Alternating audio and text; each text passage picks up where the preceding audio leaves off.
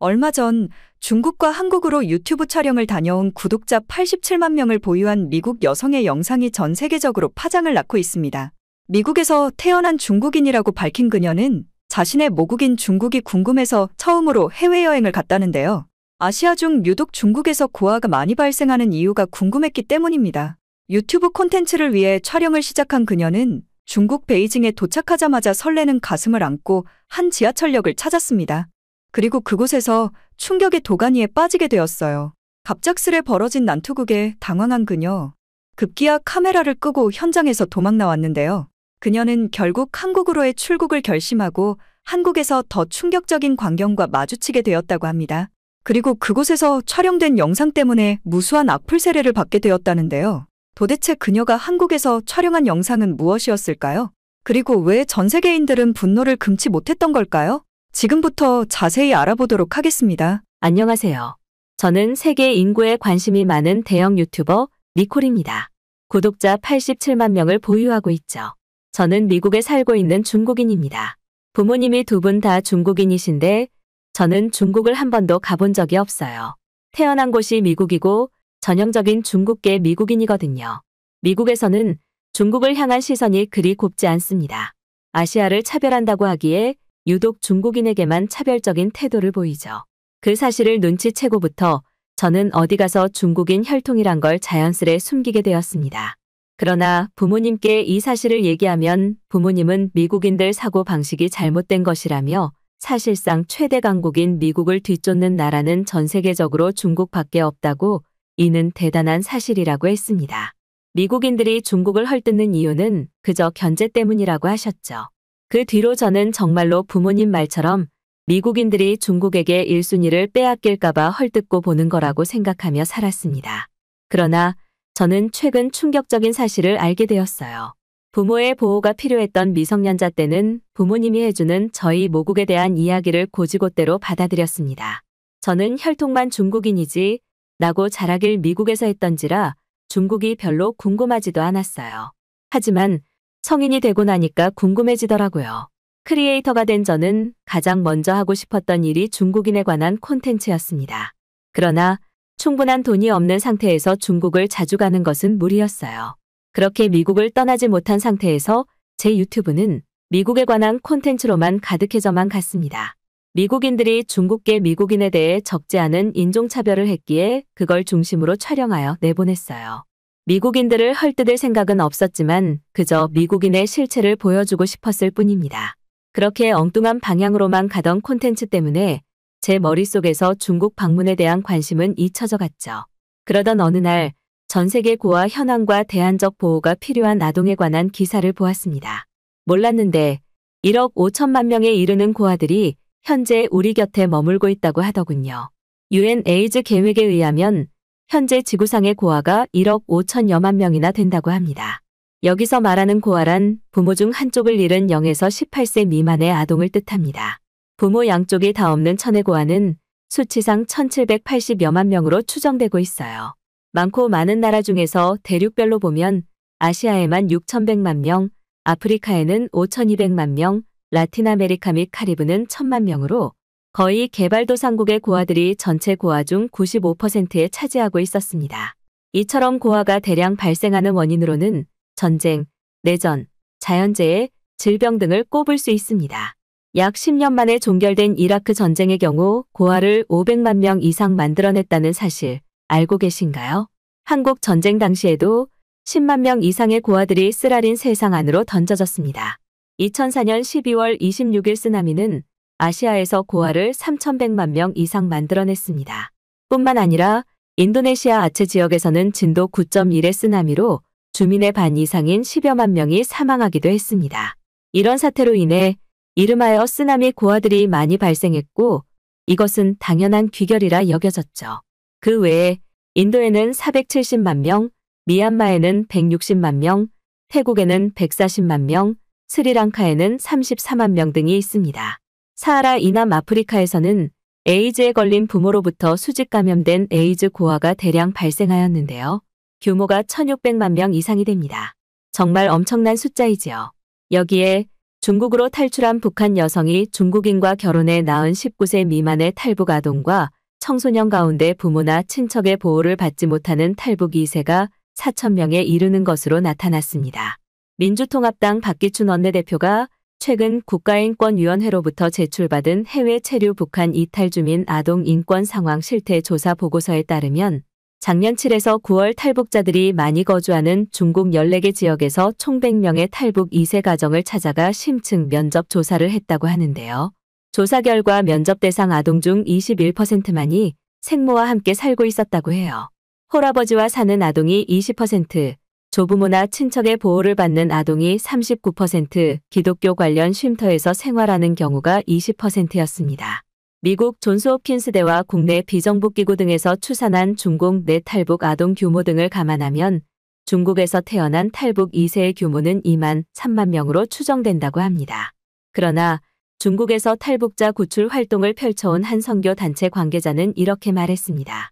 의식주 보장과 기초적 교육도 받지 못하고 길거리에서 방황하는 무국적 고아가 중국 동북 지역에만 5만 명으로 추산됩니다. 이 같은 무국적 고아가 홀로 남게 된 가장 큰 원인은 어머니가 중국 공안에 잡혀 강제로 북송됐기 때문이 36%였습니다. 어머니의 가출로 가족이 뿔뿔이 흩어져 홀로 남게 된 경우는 31%에 달했는데 가출한 탈북 여성 중 상당수가 한국행을 택했다고 합니다.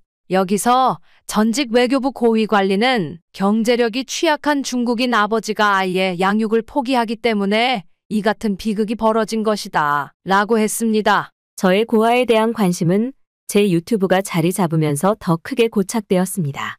특히 중국에서의 고아가 현재까지도 활발하게 발생하고 있는 걸 알고는 제 모국이란 중국도 궁금해졌어요. 그러던 어느 날 저는 중국 관련 유튜브에서 엄청난 영상을 발견하게 되었습니다.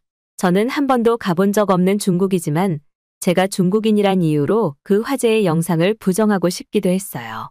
제가 본 영상은 중국에서 왜 그렇게 고아가 많이 발생하는지 그 근원이 될지도 모를 내용이었습니다. 이 사연은 홍콩 사우스 차이나 모닝포스트가 보도했어요. 어느 중국인 남성이 결혼식 날 신부를 버리고 5개월간 40개의 도시를 여행하며 결혼 자금을 전부 써버렸다는 내용이었는데요. 이 이야기는 많은 해외 네티즌들을 뜨겁게 달궜습니다. 35살의 중국인 남편이 신부를 버렸다는 사실만 봤을 때는 그 남성의 인성이 정말 충격이지 않을 수가 없었는데요. 그 남성이 결혼 대신 세계 여행을 택한 이유는 중국의 결혼 관습인 차이리 때문이라고 합니다. 차이리는 중국의 오랜 관습입니다. 이것은 예단이나 예물의 개념과는 조금 다릅니다. 신부 측 혼주가 딸을 주는 대가로 신랑 측에게 지참금을 받는 문화인데요.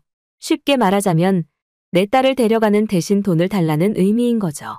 금액은 보통 10만 원, 20만 위안인데요. 한국 돈으로 약 1,800만 원에서 3,700만 원 사이라고 합니다. 2억 원에 가까운 경우도 있습니다. 여기서 중국인 남성은 애초에 3,500만 원을 차이리로 지불하기로 신부 가족과 약속했다고 합니다. 그의 월급은 겨우 90만 원에 불과했지만 결혼이 하고 싶었던 남성은 적금을 깨고 친구에게 돈까지 빌리며 3,500만 원을 만들었다고 합니다. 그러나 신부 어머니 측에서 갑자기 500만 원을 더 달라고 요구한 상황이었어요. 이에 실망한 남성이 신부에게 파혼을 선언했고 결혼식을 파토낸 후에 그 돈으로 여행을 떠난 사연이었습니다. 사랑이 먼저인지 돈이 먼저인지 모를 이것이 중국의 결혼 문화라고 하네요. 심지어 이런 파렴치한 일이 비일비재하다고 합니다. 일전에 얘기가 없다가 결혼식 당일에 갑자기 차일이 추가를 요구하는 집안도 있다고 해요. 이 같은 배신은 그들 사이에 아이가 있어도 전혀 개의치 않았습니다. 아이가 있든 말든 차일이 때문에 파혼을 많이 한다고 합니다. 그럼 애는 고아원이나 길에 버려지는 거죠. 산부인과에서 아이를 낳고도 도망가는 사람이 있는걸요.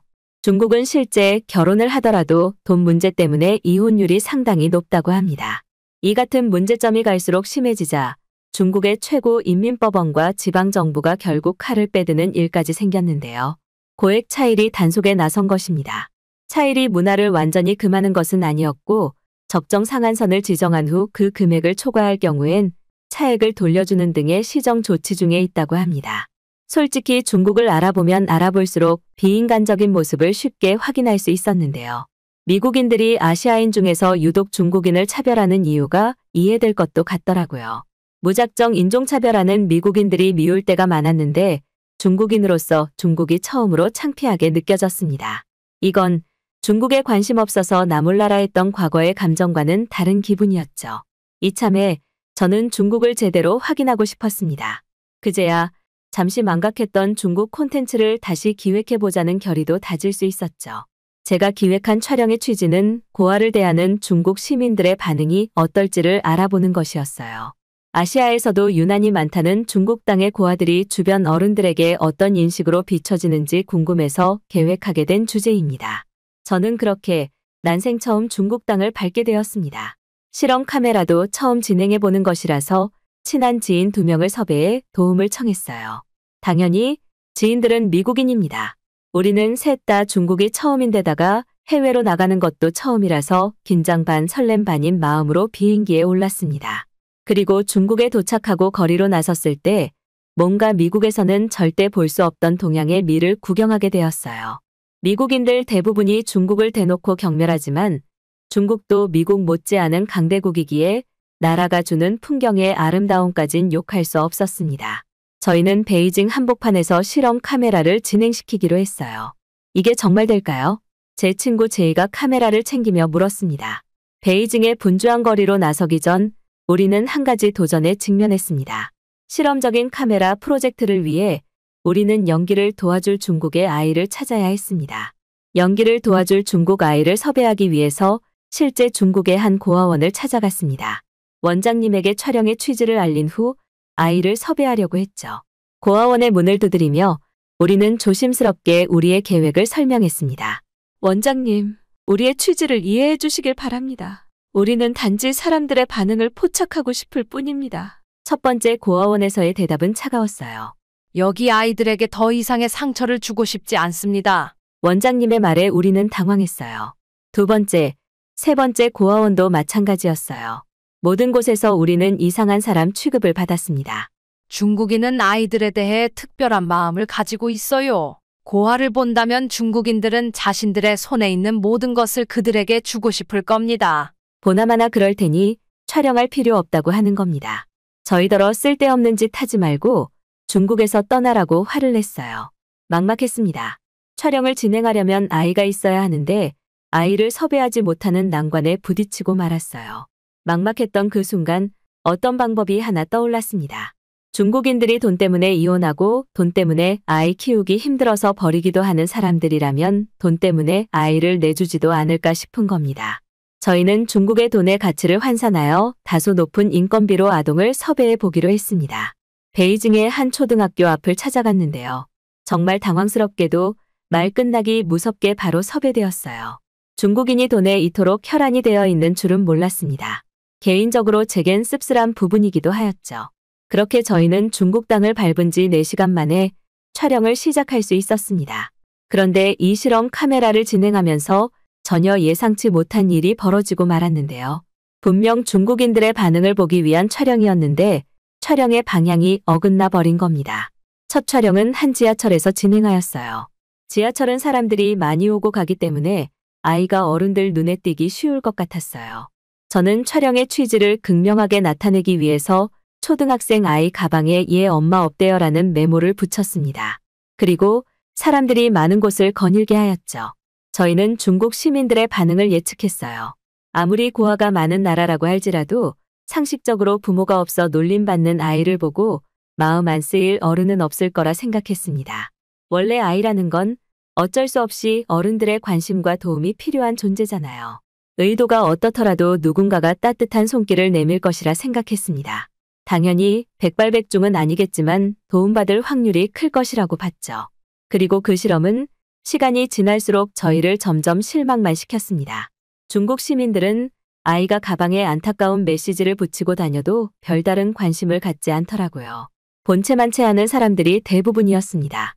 그것은 여성이든 남성이든 아이가 있는 어른이든 젊은 청년이든 마찬가지였습니다. 한 사람쯤은 아이에게 관심을 줄 법도 한데 중국 시민들은 매정하게도 자기 갈 길 바쁘게 움직일 뿐이었어요. 언뜻 보면 도움이 필요한 아이들을 익숙하게 봐온 것 같은 느낌이기도 했습니다. 그렇지 않고서야 아이에게 상처가 될지도 모를 그 메시지를 어떻게 그냥 보고만 지나칠 수 있는 걸까요? 아이 유괴가 많은 미국에서도 이렇게까지 아이를 모른 채 하지 않습니다. 정말 가슴 아픈 결과물이었어요. 그런데 그 이후엔 제가 어쩔 수 없이 아이에게 달려가야 하는 상황이 발생했는데요. 다른 중국 아이들이 연기자 아이의 등에 붙은 메시지를 보고서 대놓고 키득거리며 웃는 겁니다. 야, 저거 봤어? 재미없대. 완전 웃기다. 저거 누가 붙인 걸까? 우리도 내일 학교 가서 저거 해볼래? 그나저나 엄마도 없는 게 어디 갈 곳이 있다고 혼자서 지하철을 타? 엄마가 왜 빨리 죽은 거야? 아마 지 아빠한테 맞아서 죽었거나 엄마가 또 또라이라 집 나간 거겠지? 그 아이의 말이 마이크로 전달이 되자 저희는 상당한 충격을 받았습니다. 그런 말을 아무렇지 않게 할 수 있는 게 놀라웠어요. 심지어 그 아이는 곁에 부모가 있었습니다.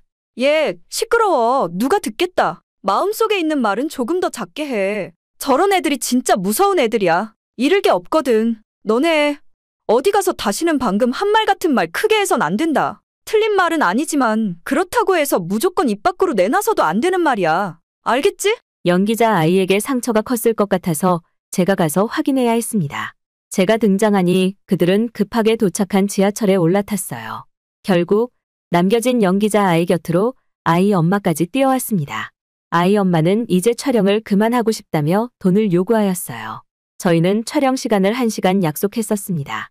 그런데 20분 만에 구두 계약을 파토내고 제안한 비용을 모두 달라고 우기는 아이 엄마 때문에 뜻하지 않는 골치를 겪게 된 겁니다. 솔직히 연기자 아이의 엄마에게도 아이가 받은 상처가 충격일 거라 생각했습니다. 그런데 아이의 엄마는 아이의 마음은 안중에도 없었고 돈만 신경 쓰더라고요. 죄송합니다. 아이가 상처받았을 수도 있지만 저희가 아이에게 충분히 상황 설명을 했으니 남은 계약 시간 동안 촬영을 할 수 있도록 도와주세요. 상처고 뭐고 됐고요. 제가 지금 급한 일이 생겨서 그래요. 돈 내놓으세요. 솔직히 이만하면 촬영 잘 끝낸 거 아닌가요? 무슨 애를 데리고 1시간이나 촬영을 해요? 아니면 돈을 2배로 주시던가요? 그래서 중국어를 할 줄 아는 레인이란 친구가 아이 엄마를 설득하며 1시간을 채워달라고 부탁해야 했습니다. 저는 남겨진 아이에게 조금만 더 수고를 해달라고 부탁했죠. 아이는 별로 개의치 않는 것 같았어요. 오히려 즐거워 보이기도 했습니다. 그리고 그 순간이었어요. 대부분의 어른들이 도움이 필요한 아이를 그냥 지나치던 와중에 한 여성이 아이의 옆으로 다가갔고 나중에 또 한 명의 여성까지 그 곁으로 향하는 모습이 포착되었습니다. 저는 급하게 다시 카메라 초점을 맞췄어요. 두 여성은 서로 일행이 아닌 듯 했습니다. 여태까지의 중국인들과는 다른 모습을 보여줄 것만 같은 기대에 저와 친구들은 기대를 감추지 못했습니다. 그런데 두 여성 중 한 여성의 얼굴이 저희에게 좀 익숙했어요. 아이 곁에 처음 다가온 여성은 아까부터 지하철은 타지 않고 벽에 기대어 있던 여성이라는 걸 뒤늦게 알아봤습니다. 그 여성도 아이를 발견했을 처음엔 그저 휴대폰만 보고 있었습니다. 누군가를 기다리는 것 같기도 했죠.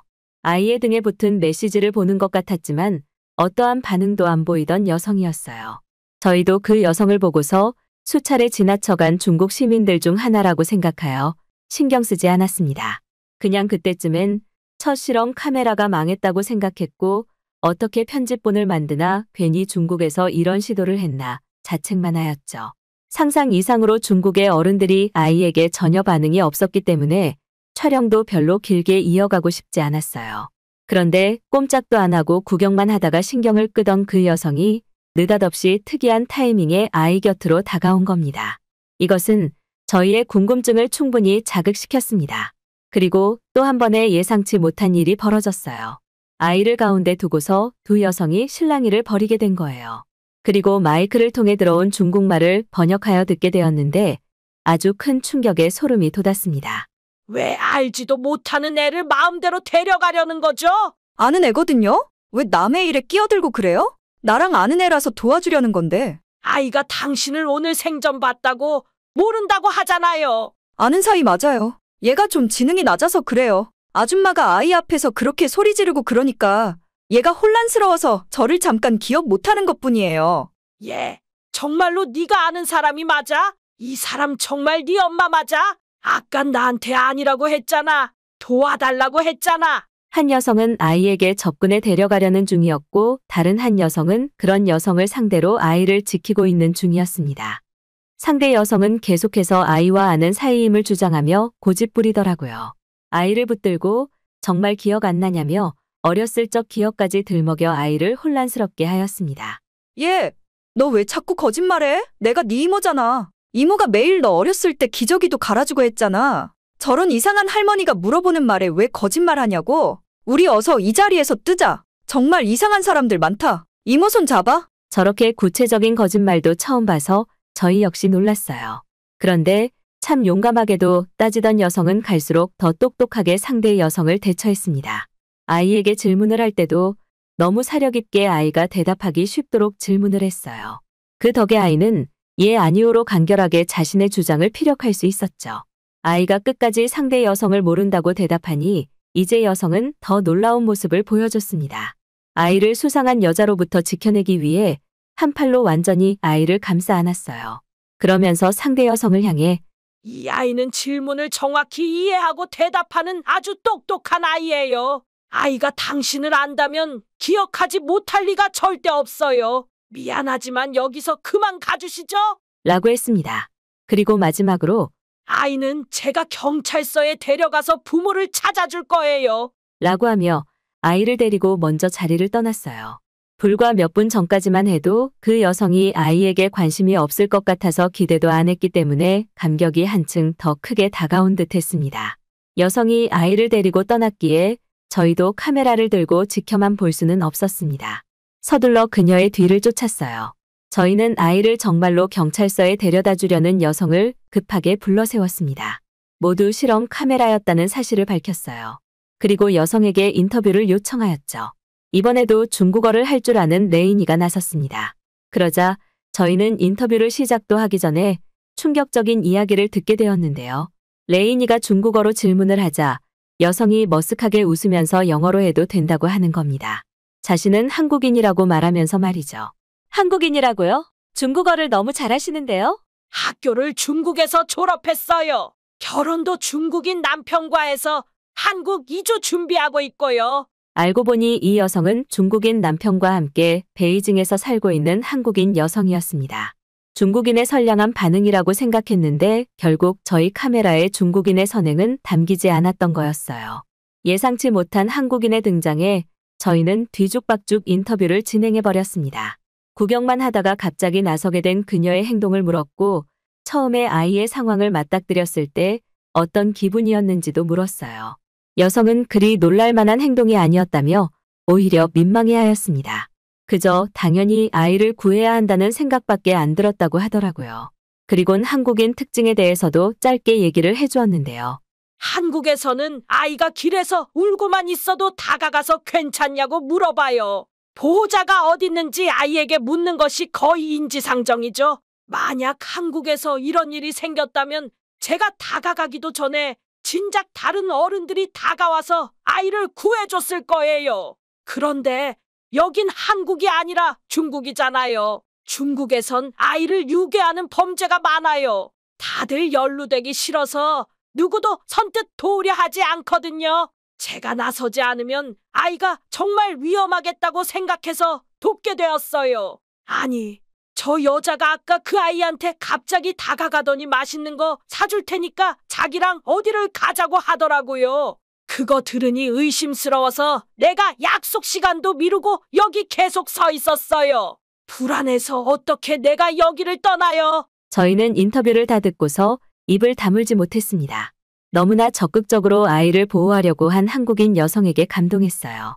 만약 이것이 실제 상황이었다면 이 한국인 여성 덕분에 아이에게 더 큰 범죄가 일어나는 것을 막을 수 있었던 셈이 아닙니까? 이 사람은 한 사람의 목숨을 구한 영웅과도 같다고 볼 수 있었어요. 특히 자기 아이도 아닌데 아이를 한 팔로 감싸 안으며 지켜내려는 모습은 눈물까지 훔치게 만들었죠. 유부녀인 한 친구는 한국인 여성의 감격스러운 대처와 인터뷰 때문에 한국이란 나라에 가고 싶다고도 하였습니다. 중국이 궁금해서 온 저를 따라 친구들도 아무런 욕심 없이 중국 여행을 즐기기 위해 동행하였어요. 그런데 친구들이 갑자기 너도 나도 입 모아 한국에 가보자고 의견을 모으는 겁니다. 중국만 촬영하고 돌아가려고 했기 때문에 예정에 없던 한국 방문은 좀 난감했습니다. 어차피 한국은 얼마 걸리는 거리가 아니니 결국 저희는 한국에 가보기로 결정하고 말았습니다. 사실 미국에선 중국인을 심각하게 차별하지만 한국인에 대한 칭찬은 생각보다 많습니다. 미국에서도 한류 문화가 제법 많이 알려져 있어요. 특히 한국의 김밥 식품이 선풍적인 인기를 끌고 있는데요. 요즘 젊은 층들은 한식을 트렌디한 음식으로 보며 유튜브 먹방 콘텐츠로도 한식을 많이 활용하고 있습니다. 그래서 저도 모르게 한국을 상대로 약간의 부정적인 마음이 없지 않아 있었어요. 같은 아시아인인데 중국은 차별받고 한국은 각광받는 것이 이해 안 되더라고요. 이참에 한국에 가서 왜 중국과 그 작은 나라가 비교조차 되지 않는다는 건지 눈으로 보면 되겠다고 생각했습니다. 물론 중국인들의 시민성에 크게 실망해서 상대적으로 한국이 좋아 보일 수도 있겠죠. 그래서 저희는 객관적인 판단을 위해서 라이브 촬영까지 하게 되었습니다. 도착한 한국은 중국에서 주는 동양의 미와는 좀 다른 느낌이었습니다. 작은 나라라고 생각들지 않을 정도로 화려한 도시의 연속이었죠.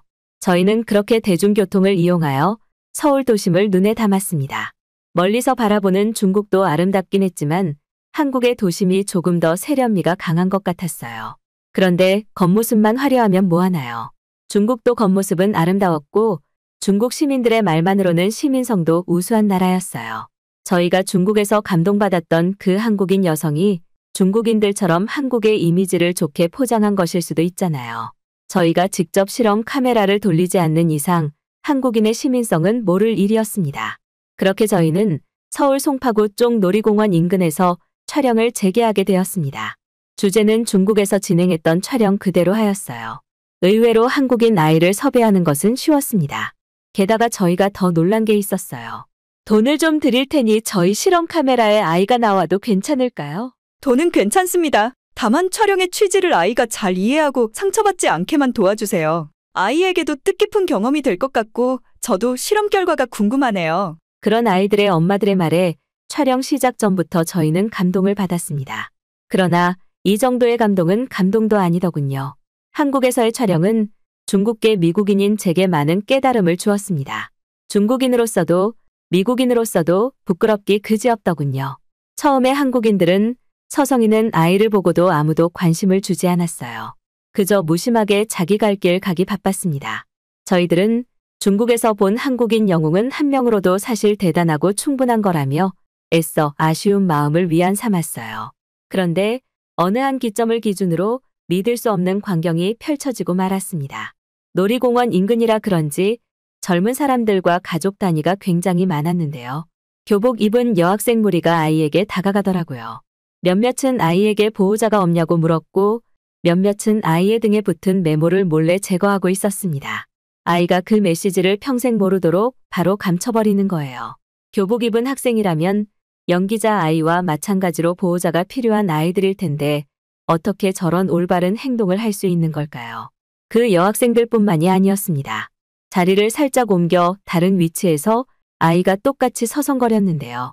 이번엔 가족 단위로 보이는 사람들이 아이에게 다가갔어요. 그들은 마치 아이의 가족이라도 되는 것 마냥 편안하고 친근하게 웃는 얼굴로 아이에게 아는 체하였어요.